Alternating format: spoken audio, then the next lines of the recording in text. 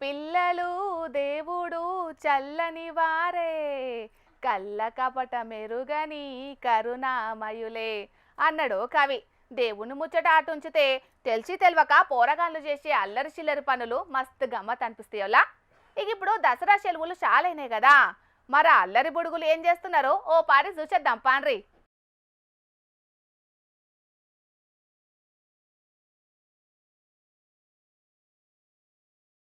దసరా సెలవులు శాలేని అంటే పొరగాండ్ల వ్యవహారం శంగోబిల్ల అన్నట్టే ఉంటదొల్లో. ఆళ్ళను పట్టుకునుడు ఎవ్వలి తరం కూడా కాదు. లేచింది గుత్త మళ్ళా ఆకలిద్ది తప్ప ఇంటి ముఖమే చూడరు. చెట్ల పొంటి పుట్ల పొంటి తిరుగుకుంటా ఆటలు ఆడిందే ఆడుతుంటారు. ఆకలిగాంగల్నే మళ్ళా ఇంటి బాట పడతారు.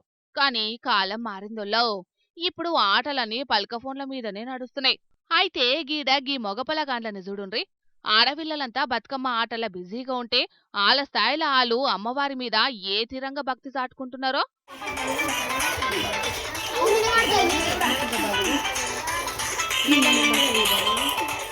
నిజంగా డీజే పెట్టి అమ్మవారిని ఊరేగించినట్టే ఉన్నది గదనొల్లా గీ వీడియో చూస్తుంటే. బ్యాటరీ బొమ్మల కార్లు, చిన్న చిన్న సౌండ్ బాక్సుల పెట్టాలు, దానికి బ్లూటూత్ కనెక్ట్ చేసి ధూమ్ ధామ్ పాటలేసి అమ్మవారిని వాడవాడల ఊరేగించిండ్రు గిట్లా. డాన్సులు గీన్సులు కూడా చేసిండ్రు జోర్దారుగా. భూమికి జానడు లేరు గాని ఎట్లున్నాయి చూడుండ్రొల్లా ఇలా ఆలోచనలు.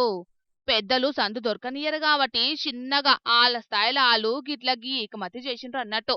ఇట్లా ఇప్పుడే కాదు, మొన్న గణేష్ చవితప్పుడు కూడా చేసిండ్రు చాలా మంది పోరలు. అన్నట్టు ఇది ఏడ జరిగిందో చెప్పలేదు కదా. జగిత్యాల జిల్లా ధర్మపురిలా ముచ్చటగిరి.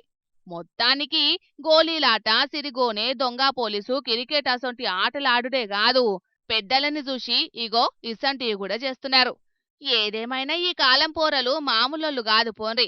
ఇక ఈల లెక్కనే కడమ పిల్లగాండ్లు కూడా పల్క ఫోన్లలో మూతులు పెట్టకుండా ఇట్లా క్రియేటివిటీ చూపెట్టేటట్టుగా ఆటలాడాలనని అనబట్టిండ్రు. ఈల సంబరం చూసినా అక్కడోళ్ళు.